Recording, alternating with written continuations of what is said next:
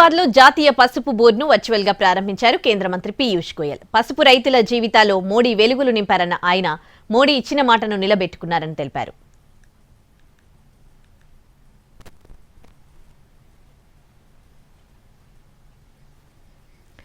నిజామాబాద్లో జాతీయ పసుపు బోర్డును వర్చువల్గా ప్రారంభించారు కేంద్ర మంత్రి పీయూష్ గోయల్. పసుపు రైతుల జీవితాల్లో మోడీ వెలుగులు నింపారన్న ఆయన మోడీ ఇచ్చిన మాటను నిలబెట్టుకున్నారని తెలిపారు.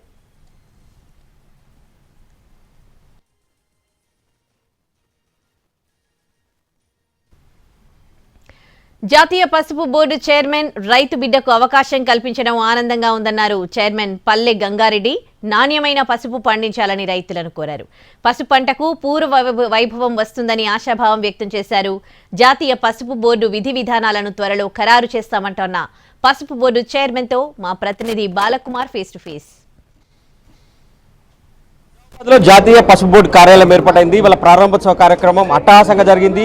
తొలి చైర్మన్ గా నిజామాబాద్ జిల్లాకు చెందిన బీజేపీ నేత పల్లె గంగారెడ్డిని నియమించారు. ప్రస్తుతం అంతా ఉన్నారు. సార్, చైర్మన్ గా దాదాపు 20 రాష్ట్రాల్లో పసుపు సాగుతుంది. ఎట్లా ముందుకు వెళ్ళబోతున్నారు? పసుపు రైతులకు ఏం చెప్తారు చైర్మన్ గా?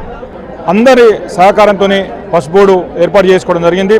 పసుపు బోర్డు ప్రధానమంత్రితోనే పాలమూరులో అనౌన్స్ చేయించి నిజామాబాద్కు వచ్చి రైతులకు భరోసా కల్పించి మళ్ళీ పసుపు బోర్డు ఏర్పాటు చేసే బాధ్యత ఎన్నికలైన తర్వాత అని చెప్పి ఎన్నికలు అయిపోయిన తర్వాత మళ్ళీ 1 ఇయర్ లోపలనే పసుపు బోర్డుని నిజామాబాద్ కేంద్రంగా ఏర్పాటు చేయడం.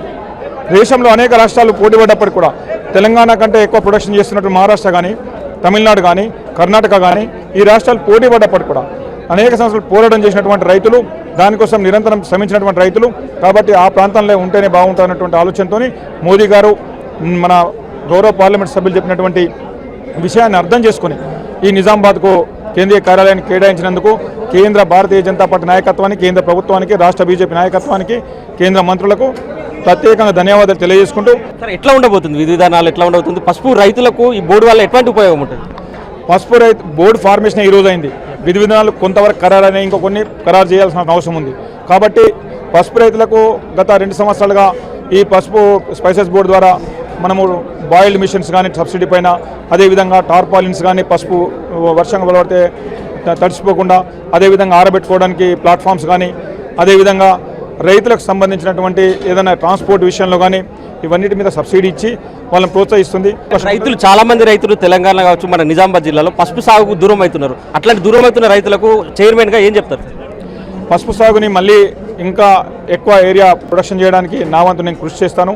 ఎట్టి పరిస్థితుల్లో పసుపు నాణ్యత విషయంలో రాజీ పడకుండా ముందుకెళ్తేనే ప్రపంచంలో మనకు మార్కెటింగ్ అవకాశాలు ఉంటాయి. కాబట్టి అవన్నిటి విషయాలు